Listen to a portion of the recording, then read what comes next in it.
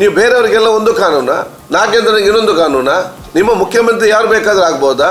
ಅವ್ನು ಇನ್ನೊಂದು ಪಕ್ಷದಲ್ಲಿ CBI ಇದ್ದವ್ ನೀವು ಕರ್ಕೊಂಬಂದು ಇಲ್ಲಿ ಉಪಮುಖ್ಯಮಂತ್ರಿ ಮಾಡ್ತೀರಿ, ಅವನ ಜನ ಉಂಟಂತ ಹೇಳಿಕೊಂಡು ಅವನಿಗೆ 2 ದಿವಸದಲ್ಲಿ ಅವನು ಕೇಸ್ ಕ್ಲೋಸ್ ಮಾಡ್ತೀರಿ, ಅದೆಲ್ಲ ನಡೀತದ? ವಿಧಾನಸಭಾ ಅಧಿವೇಶನದಲ್ಲಿ ಪ್ರತಿಪಕ್ಷಗಳು ಉದ್ದೇಶಪೂರ್ವಕವಾಗಿ ಗದ್ದಲ ಸೃಷ್ಟಿಸಿ ಕಲಾಪಕ್ಕೆ ಅಡ್ಡಿಪಡಿಸುವುದರ ಹಿಂದೆ ಹಿಡನ್ ಅಜೆಂಡಾ ಇದೆ ಎಂದು ಆರೋಗ್ಯ ಸಚಿವ ಯುಟಿ ಖಾದರ್ ಆರೋಪಿಸಿದ್ದಾರೆ. ಮಂಗಳೂರಿನ ಸರ್ಕ್ಯೂಟ್ ಹೌಸ್ನಲ್ಲಿ ನಡೆದ ಸುದ್ದಿಗೋಷ್ಠಿಯಲ್ಲಿ ಮಾತನಾಡಿದ ಖಾದರ್, ಅಧಿವೇಶನವು ಜನರ ಸಮಸ್ಯೆಗಳನ್ನು ಚರ್ಚಿಸುವ ವೇದಿಕೆಯಾಗಬೇಕಿದ್ದು, ರಾಜಕೀಯ ಕಾರಣಕ್ಕಾಗಿ ಕಲಾಪವನ್ನು ಸ್ಥಗಿತಗೊಳಿಸುವುದರಿಂದ ಸಾರ್ವಜನಿಕರ ಹಣ ವ್ಯರ್ಥವಾಗುತ್ತದೆ ಎಂದರು. ಪ್ರತಿಪಕ್ಷ ಇವತ್ತು ಜನಸಾಮಾನ್ಯರ ಟ್ಯಾಕ್ಸ್ನ ದುಡ್ಡನ್ನು ಮತ್ತು ಸದನದ ಸಮಯವನ್ನು ವ್ಯರ್ಥ ಮಾಡಿ ರಾಜ್ಯದ ಜನಸಾಮಾನ್ಯರಿಗೆ ಸಾಮಾಜಿಕ ವಂಚನೆ ಇವತ್ತು ಮಾಡ್ತಾ ಇದೆ ಅಂತ ಹೇಳಲಿಕ್ಕೆ ನಾನು ಇವತ್ತು ಬಯಸ್ತೇನೆ. ವಿಧಾನಸಭೆ ಅಧಿವೇಶನ ಮತ್ತು ವಿಧಾನ ಪರಿಷತ್ ಸಭಾಂಗಣ ಅದು ಜನರ ಸಮಸ್ಯೆಯನ್ನು ಚರ್ಚಿಸಲಿಕ್ಕೆ ಬೇಕಾಗುವ ವೇದಿಕೆ ಆಗಬೇಕು ಹೊರತು ರಾಜ್ಯಕ್ಕೆ ಮಾಡುವಂಥ ಒಂದು ಸಭಾಂಗಣ ಆಗಬಾರ್ದು. ಇದೊಂದು ಮಹತ್ವವಾದ ಒಂದು ಅಧಿವೇಶನ ಅಂತ ನಾವು ಯಾವಾಗಲೂ ಕೂಡ ಹೇಳ್ತಾ ಇರ್ತೇವೆ. ಚರ್ಚೆಗಳು ಮತ್ತು ಅದಕ್ಕೆ ಪರಿಹಾರ ಕಂಡುಕೊಳ್ಳುವಂತಹ ಒಂದು ಅಧಿವೇಶನವನ್ನು ಸಂಪೂರ್ಣವಾಗಿ ಇಷ್ಟು ದಿವಸ ಇವತ್ತು ವ್ಯರ್ಥ ಮಾಡಿರುವುದು ಕರ್ನಾಟಕದ ಜನತೆ ಶ್ರಮಿಸಲೆಂದು ಬಹಳ ಸ್ಪಷ್ಟವಾಗಿ ನಮಗೆ ಇವತ್ತು ಕಾಣ್ತದೆ. ಕೇವಲ ಅಧಿವೇಶನ ಅಡ್ಡಿಪಡಿಸಬೇಕೆಂಬಲೇ ಉದ್ದೇಶದಿಂದ ಅಧಿವೇಶನ ನಡೆಸಲೇಬಾರ್ದು. 1 ಪಾಯಿಂಟ್ ಪ್ರೋಗ್ರಾಮ್ ಇಂಟೆನ್ಷನ್ ಅಷ್ಟು. ಅದಕ್ಕಾಗಿ ಯಾವುದೇ ಒಂದು ಪ್ರಬಲವಾದ ಕಾರಣವಿಲ್ಲದೆ, ಯಾವುದೇ ಒಂದು ಸ್ಪಷ್ಟವಾದ ಒಂದು ಅವರ ಚಿತ್ರಣ ಕೂಡ ಇಲ್ಲದೆ, ಅದಕ್ಕೆ ಚರ್ಚೆ ಮಾಡಲಿಕ್ಕೆ ಒಂದು ನೋಟಿಸ್ ಕೂಡ ಕೊಡದೆ ಬರೀ ಬಂದು ಗದ್ದಲ ಮಾಡಿ ಅಧಿವೇಶನ ಇವತ್ತು ನಡೆಸಲಿಕ್ಕೆ ಬಿಡದಿರುವುದ ಹಿಂದೆ ಅವರ ಹಿಡನ್ ಎಜೆಂಡಾ ಅಂತೇಳಿ ಬಹಳ ಸ್ಪಷ್ಟವಾಗಿ ನಮ್ಗೆ ಕಾಣಲಿಕ್ಕೆ ಸಿಗ್ತದೆ. ನಾಗೇಂದ್ರ ಅವರು ಅವರು ಮಂತ್ರಿ ಆಗಿದ್ದಂಥ ಸಂದರ್ಭದಲ್ಲಿ ಏನು ಬಹುಶಃ ಅಕೌಂಟಿಂದ ಬಹುಶಃ ಇರುವಂಥ ಹಣ ಬೇರೆ ಅಕೌಂಟಿಗೆ ಖಾಸಗಿ ಅಕೌಂಟು ಹೋಗಿದೆ. ಇದರ ಅಧಿಕಾರಿಗಳ ತಪ್ಪ, ಮಂತ್ರಿಗಳ ತಪ್ಪ, ಈ ಒಂದು ಕಾಲಘಟ್ಟದಲ್ಲಿ ಚರ್ಚೆ ಆಗುವ ಸಂದರ್ಭದಲ್ಲಿ ತತ್ಕ್ಷಣ ಮಂತ್ರಿ ಸ್ಥಾನಕ್ಕೆ ರಾಜೀನಾಮೆ ಕೊಟ್ಟು ಅವರು ಮಂತ್ರಿ ಮಂಡಲದಿಂದ ದೂರ ಇದ್ದರು. ಅವರು ರಾಜೀನಾಮೆ ಕೊಡಲಿಕ್ಕೆ ಇಲ್ಲಿ ಯುವಕರು ಗಲಾಟೆ ಮಾಡಬೇಕು, ಯುವಕರ ಮೇಲೆ ಪೊಲೀಸ್ ಲಾಠಿ ಬೀಸಬೇಕು, ಇಲ್ಲಿ ರಾಜ್ಯ ಉದ್ದಕ್ಕಲು ಗದ್ದಲಾಗಬೇಕಂತ ಎಲ್ಲಿ ಕೂಡ ಅವಕಾಶ ಇರಲಿಲ್ಲ. ಯಾವಾಗ ಆರೋಪ ಬಂತ ತತ್ಕ್ಷಣ ಆ ಒಂದು ಮಂತ್ರಿ ಸ್ಥಾನಕ್ಕೆ ರಾಜೀನಾಮೆ ಕೊಟ್ಟಿದ್ದಾರೆ. ಕೊಟ್ಟ ನಂತರ ಸುಮಾರು 1.5 ವರ್ಷದಿಂದ 2 ವರ್ಷ ತನಕ ಕೂಡ ಅವರು ಸರ್ಕಾರದಿಂದ ದೂರ ಇದ್ದರು, ಸಚಿವ ಸ್ಥಾನದಿಂದ ದೂರ ಇದ್ದರು. ಎಲ್ಲ ರೀತಿಯ ತನಿಖೆಯನ್ನು ಕೂಡ ಅವರು ಎದುರಿಸಿದ್ದಾರೆ. ತನಿಖಾ ಸಂಸ್ಥೆ ಯಾವ ಆ ಒಂದು ಕೇಸ್ ತನಿಖೆ ನಡೀತಾ ಇದೆಯಾ ಆ ತನಿಖೆಯಲ್ಲಿ ಇವರು ದೋಷಮುಕ್ತಿಯಾಗಿ ಅವರಿಗೆ ಕ್ಲೀನ್ ಚಿಟ್ ಸಿಕ್ಕಿದೆ. ಏನು ಇವತ್ತು ಸುಮಾರು 180 ಕೋಟಿ ರೂಪಾಯಿ ಇವತ್ತು ಹಣ ಒಂದು ಖಾತೆ ನಮ್ಮ ಇಲಾಖೆ ಖಾತೆಯಿಂದ ಬೇರೆ ಅಕೌಂಟಿಗೆ ಹೋಗಿತ್ತ, ಎಲ್ಲ ಖಾತೆ ಕೂಡ ಆ ಎಲ್ಲ ಹಣ 99.5% ಆ ದುಡ್ಡು ಮತ್ತೆ ಸರ್ಕಾರಕ್ಕೆ ಇಲಾಖೆಗೆ ಮತ್ತೆ ರಿಟರ್ನ್ ಬಂದಿದೆ. ಯಾವ ಅಧಿಕಾರಿಗಳು ಶಾಮೀಲಾಗಿದ್ದಾರೆ ಅದನ್ನು ಕೂಡ ಕ್ರಮ ಕೂಡ ಇವತ್ತು ಆಗಿದೆ. ನೆಕ್ಸ್ಟ್ ಈಗ ಚಾರ್ಜ್ ಶೀಟ್ ಹಾಕಿದ ನಂತರ ಒಂದು ವೇಳೆ ಅವರು ತಪ್ಪಿತಸ್ಥ ಅಂತ ಪ್ರೂವ್ ಆದರೆ ಮತ್ತೆ ಅವರನ್ನ ಅರೆಸ್ಟ್ ಮಾಡೋದು ಮತ್ತೆ ಅವರು ರಾಜೀನಾಮೆ ಕೊಡೋದು, ಇದು ಎಲ್ಲ ಒಂದ್ ಕಡೆ ಕಾಂಗ್ರೆಸ್ ಗವರ್ಮೆಂಟಿಗೆ ಮುಜುಗರ ಅಂತ ಅನ್ಸೋದಿಲ್ಲ? ಅದಕ್ಕಿಂತ ಅಲ್ಲ ಮುಜುಗರ ಅವ್ರಿಗೆ ಎದರಿಕೊಂಡು ಅವರು ಮಾಡ್ತಾರೆ, ಮುಜುಗರ ಮಾಡಿ ನಿರ್ದೋಷ ತಪ್ಪೇ ಇಲ್ಲದವನನ್ನು ಒಂದು ಇನ್ನೋಸೆಂಟನ್ನು ಯಾಕೆ ಬಲಿಪರಿಸಿ ಮಾಡಬೇಕು? ಅವನು ಆ ಟೈಮಲ್ಲಿ ಕೊಡಲಿಲ್ವಾ 2 ವರ್ಷ? ನೀವು ಬೇರೆಯವರಿಗೆಲ್ಲ ಒಂದು ಕಾನೂನಾ, ನಾಗೇಂದ್ರನಿಗೆ ಇನ್ನೊಂದು ಕಾನೂನಾ? ನಿಮ್ಮ ಮುಖ್ಯಮಂತ್ರಿ ಯಾರು ಬೇಕಾದ್ರೂ ಆಗ್ಬೋದಾ? CBI ಇರ್ಬೋದು, ಏನು ಬೇಕಿರ್ಬೋದು. ಅವ್ನು ಇನ್ನೊಂದು ಪಕ್ಷದಲ್ಲಿ CBI ಇದ್ದವ್ ನೀವು ಕರ್ಕೊಂಬಂದು ಇಲ್ಲಿ ಉಪಮುಖ್ಯಮಂತ್ರಿ ಮಾಡ್ತೀರಿ, ಅವನ ಜನ ಉಂಟಂತ ಹೇಳಿಕೊಂಡು ಅವನಿಗೆ 2 ದಿವಸದಲ್ಲಿ ಅವನು ಕೇಸ್ ಕ್ಲೋಸ್ ಮಾಡ್ತೀರಿ, ಅದೆಲ್ಲ ನಡೀತದ? ಅದು ಹೊರಗಡೆ ಮಾಡಿಯಪ್ಪ. ರಾಜ್ಯಕ್ಕೆ ಅಧಿವೇಶನ ಯಾಕೆ ನೀವು ಮಾಡಬೇಕು?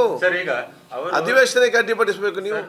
ಇದೇ ವೇಳೆ ರಾಜ್ಯದಲ್ಲಿ ಪತ್ತೆಯಾಗಿರುವ ನಕಲಿ ಔಷಧ ಜಾಲವನ್ನು ಗಂಭೀರವಾಗಿ ಪರಿಗಣಿಸಿರುವ ಸರ್ಕಾರ ಪ್ರಕರಣದ ಸಮಗ್ರ ತನಿಖೆಗೆ SIT ರಚಿಸಲು ಮುಂದಾಗಿದೆ ಎಂದು ಅವರು ತಿಳಿಸಿದರು. ಜೊತೆಗೆ ಆಹಾರ ಸುರಕ್ಷತೆ, ಜನೌಷಧ ಕೇಂದ್ರಗಳ ಪರಿಶೀಲನೆ, QR ಕೋಡ್ ಆಧಾರಿತ ದೂರು ವ್ಯವಸ್ಥೆ ಹಾಗೂ ತಾಲೂಕು ಮಟ್ಟದ ವಾಚ್ ಟೀಮ್ ರಚನೆ ಸೇರಿದಂತೆ ಆರೋಗ್ಯ ಇಲಾಖೆಯ ಹಲವು ಕ್ರಮಗಳ ಬಗ್ಗೆ ಮಾಹಿತಿ ನೀಡಿದರು. ನೋಡಿ, ನಕಲಿ ಔಷಧದ ಒಂದು ಜಾಲ ಇವತ್ತು ಬಹಳ ಗಂಭೀರತೆ ಮತ್ತೆಲ್ಲರೂ ಕೂಡ ಒಂದು ಆಶ್ಚರ್ಯಚಕಿತ ಮಾಡಿದೆ. ಇದು ಬಹುಶಃ ಬೇರೆ ರಾಮನಗರ ಜಿಲ್ಲೆಯಿದೆ ಅಂತ ಮಾತ್ರ ಹೇಳಲಿಕ್ಕೆ ಸಾಧ್ಯ ಇಲ್ಲ. ಯಾಕೆ ಇಷ್ಟು ದೊಡ್ಡದ ಮಾಫಿಯಾದೊಂದು ಇದನ್ನು ಮಾಡುವಾಗ ಬರೀ ಒಂದು ಜಿಲ್ಲೆಗೆ ಮಾತ್ರ ಸೀಮಿತವಾಗಿ ಮಾಡ್ತಾರಾ ಈ ಮಾಡುವವರು? ಒಂದು ಮತ್ತು ಇಡೀ ನಮ್ಮ ರಾಜ್ಯ ಕರ್ನಾಟಕಕ್ಕೆ ಮಾತ್ರ ಸೀಮಿತವಾಗಿರಲಿಕ್ಕೆ ಸಾಧ್ಯವಿಲ್ಲ. ಒಂದು ಫ್ಯಾಕ್ಟ್ರಿ ಮಾಡುವವನು, ಒಂದು ನಕಲಿ ಫ್ಯಾಕ್ಟ್ರಿ ಮಾಡುವವನು ಬರೀ ಒಂದು ಜಿಲ್ಲೆಗೆ ಸೀಮಿತವಾಗಿ ರಾಜ್ಯಕ್ಕೆ ಸೀಮಿತವಾಗಿ ಮಾಡ್ತಾನ? ಇವತ್ತು ಬಹುಶಃ ಹಿಮಾಚಲ್ ಪ್ರದೇಶ, ತೆಲಂಗಾಣ ಇಲ್ಲಿ ಈ ಅನಧಿಕೃತ ಫ್ಯಾಕ್ಟ್ರಿಯನ್ನು ಸ್ಟಾರ್ಟ್ ಮಾಡಿ ಅಲ್ಲಿ ಅದನ್ನು ತಯಾರು ಮಾಡಿ ಇಲ್ಲಿಗೆ ಕಳಿಸೋದು, ಇಲ್ಲಿ ತಂದು ಅದನ್ನು ಲೇಬಲಿಂಗ್ ಮಾಡೋದು. ಮಲ್ಟಿನ್ಯಾಷನಲ್ ಕಂಪನಿಯ ದೊಡ್ಡ ದೊಡ್ಡ ಫೇಮಸ್ ಕಂಪನಿಯ ಲೇಬಲ್ಗಳು ಮಾಡಿ ಅದನ್ನು ಬೇರೆಯವರಿಗೆ ಕಡಿಮೆ ರೇಟಿಗೆ ಮಾರೋದು. ಕೆಲವು ಫಾರ್ಮಸಿಯಲ್ಲಿ 10,000 ಇದ್ದರೆ ಅವನು 5,000 ಕೊಡ್ತಾನೆ ಅಂತ ಹೇಳ್ತಾರೆ. ಇದು ನೋಡು, ಎಂತ 5,000 ಕೊಡೋದು ಇಂಥದ್ದೇ. ಆಶ್ಚರ್ಯವಾಗಿ ಅಂತ ಹೇಳಿದರೆ ಮೇಲ್ನಂತಗೆ ನಾವು ತನಿಖೆ ಮಾಡುವಾಗ ಕೆಲವೊಂದು ನಮ್ಮ ಐಶ್ವರ್ಯ ಕೊಡುವಂಥ ಎಮರ್ಜೆನ್ಸಿ ಕೇಸಲ್ಲಿ ಕೊಡುವಂಥ ಔಷಧದಲ್ಲಿ ಕೂಡ ಇದೆ. ಅದೇ ಒಂದೇ ಕಡೆಯಲ್ಲಿ 5 ಕೋಟಿಗಿಂತಲೂ ಹೆಚ್ಚಿನ ಮೊತ್ತದ ಈ ರೀತಿಯ ನಕಲಿ ಔಷಧ ಒಂದು ಕಡೆ ಸಿಗಬೇಕಾದ್ರೆ ಇದು ದೊಡ್ಡ ಮಟ್ಟದ ಜಾಲ. ಅದಕ್ಕಾಗಿ ನಾವು ಇದನ್ನು SIT ಮಾಡಬೇಕಂತ ನಾನು ಕೇಳಿದ್ದೇವೆ. ಸರ್ಕಾರ ಮುಖ್ಯಮಂತ್ರಿಗಳ ನಿರ್ದೇಶನದ ಮೇರೆಗೆ ಇವತ್ತು ನಮ್ಮ ಗೃಹ ಸಚಿವ ಪ್ರಿಯಾಂಕರವರು ಆ SIT ತಂಡವನ್ನು ಪೊಲೀಸ್ ಮತ್ತು ನಮ್ಮ ಡ್ರಗ್ ಅಧಿಕಾರಿಗಳು ಸಹ ಸೇರಿಸಿಕೊಂಡು SIT ಇವತ್ತು ರಚಿಸಲಾಗಿದೆ. ನಾನು ಮುಖ್ಯಮಂತ್ರಿಗೆ ಮತ್ತು ಗೃಹ ಸಚಿವ ಧನ್ಯವಾದ ಸಲ್ಲಿಸ್ತೇನೆ. ಅವರು ತನಿಖೆ ನಡೆಸ್ತಾರೆ. ರಾಜ್ಯ ಉದ್ದಗಲಕ್ಕೂ ಇವತ್ತು ಬೇರೆ ಬೇರೆ ಮೇಲಿಂದ ಹಿಡಿದು 5 ಸ್ಟಾರ್ ಹೋಟೆಲ್ನ ಹಿಡಿದು ತಳಮಟ್ಟದವರೆಗೂ ಕೂಡ ಇವತ್ತು ರೇಡು ನಾವು ಇವತ್ತು ಮಾಡಿದ್ದೇವೆ.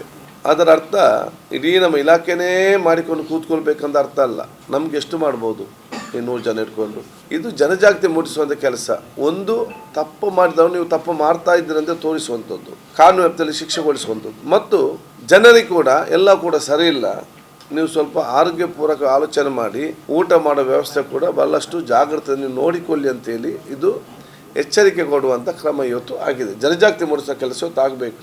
ಅದಕ್ಕೆ ಜನ ಇವತ್ತು ಸ್ವಯಂ ಪ್ರೇರಿತವಾಗಿತ್ತು ಮುಂದೆ ಬರಬೇಕು. ಅದಕ್ಕಾಗಿ ನಾವು ಇವತ್ತು ಬಾರ್ ಕೋಡ್ ಸಿಸ್ಟಮ್ ಇವತ್ತು ಮಾಡಿದ್ದೇವೆ. QR ಕೋಡ್, ಎಲ್ಲ QR ಕೋಡ್ ಹೋಟೆಲ್ ಮುಂದೆ, ಫಾರ್ಮಸಿ ಮುಂದೆ, ಪಬ್ಲಿಕ್ ಪ್ಲೇಸ್ನಲ್ಲಿ, ತಮ್ಮ ಮೊಬೈಲ್ನಲ್ಲಿ ಎಲ್ಲ ಕೂಡ ಇವತ್ತು QR ಕೋಡ್ ಇರ್ತದೆ. ಆ QR ಕೋಡ್ ಪ್ರಕಾರ ನೀವಲ್ಲಿ ಹೋಗಿ ನಿಮ್ಗೇನೋ ಸಂಶಯ ಬರ್ತದ, ತಕ್ಷಣ ಅದರ QR ಕೋಡಿಗೆ ಸ್ಕ್ಯಾನ್ ಮಾಡಿ ನೀವು ಕಳಿಸಿದರೆ ಫುಡ್ ಐಟಮ್ ಫುಡ್ ಸೇಫ್ಟಿಗೆ ಬರ್ತದೆ.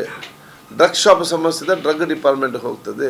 ಆ ಅಧಿಕಾರಿ ತಕ್ಷಣ ಹೋಗಿ ಅಲ್ಲಿ ಇನ್ಸ್ಪೆಕ್ಷನ್ ಮಾಡಿ ಅದಕ್ಕೆ ರಿಪೋರ್ಟ್ ಹಾಕುವಂಥ ಕೆಲಸ ಮಾಡ್ತಾರೆ. ಮಾಡಿದ್ರೆ ನಮ್ಮ ಇಲಾಖೆಯವರು ಡಿಪಾರ್ಟ್ಮೆಂಟ್ ಕೇಳ್ತದೆ, ಅವರು ಏನು ಮಾಡ್ತಾರೆ.